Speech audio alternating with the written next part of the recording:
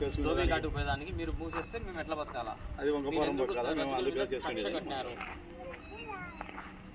దీనికి అధికారులు బస్తాసు పలుకుతున్నారు అని చెప్పండి, ఇంకేమని చెప్పండి. ఓకేనా?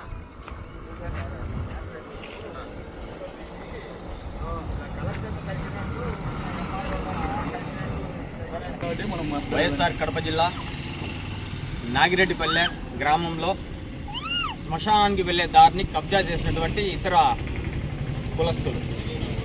ఇక్కడ రజక కులస్తులు కులవృత్తి చేసుకుంటూ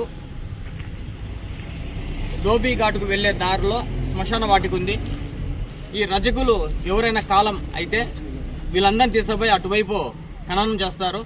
ఆ దారిని కబ్జా చేసి కంచె వేసినటువంటి స్థానికులు ఈ విషయమై కలెక్టర్ గారికి అలాగే ఎంఆర్ఓ గారికి తెలియజేయడం జరిగింది.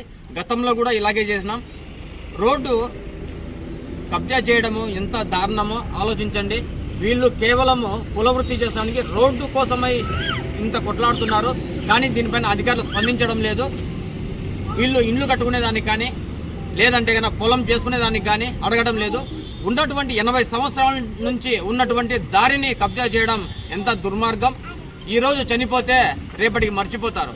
అలాంటి దారి, అలాంటి శ్మశానానికి వెళ్ళే దారిని కబ్జా చేసి మీరు ఎంతకాలం ఉంటారో అర్థం కావటం లేదు.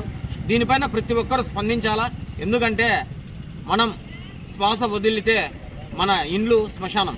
మరి అలాంటి దానికి కూడా వెళ్ళనీయకుండా చేస్తున్నట్టు మరి మీరు ఎంతకాలం 100 సంవత్సరాలు ఇక్కడ ఏమైనా ఉంటామా, బ్రతుకుతామా? ఈ సమస్యను రజకులకు ఈ సమస్యలను లేకుండా దోబీ ఘాటుకు అలాగే శ్మశాన వాటికి వెళ్ళే దారిని కబ్జా చేసి వారిపైన తగిన చర్యలు తీసుకోవాలా.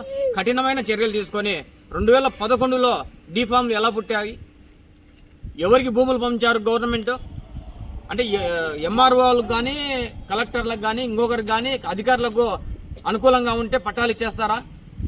అలాంటప్పుడు 11 ఎకరాల చిల్లర ఉంది, దాదాపు 3 సర్వే నెంబర్ 3లో. మరి ప్రతి ఒక్కరికి 50 సెంట్లు ఇవ్వండి. రజకులకు ప్రతి ఒక్కరికి 50 సెంట్లు ఇవ్వండి. లేదా ఇండ్లు స్థలం నిర్మించుకునేందుకు 10 సెంట్లమైన ఇవ్వండి. మరి ఒకరికి 2 ఎకరాలు 3 ఎకరాలు ఎట్లా పట్టాలు ఇస్తారండి? దీనిపైన ఒక వారంలో మీరు చర్యలు తీసుకోకపోతే కలెక్టరేట్ ముందు ధర్నా నిర్వహిస్తామని ఈ సందర్భంగా తెలియజేస్తున్నాం. Thank you.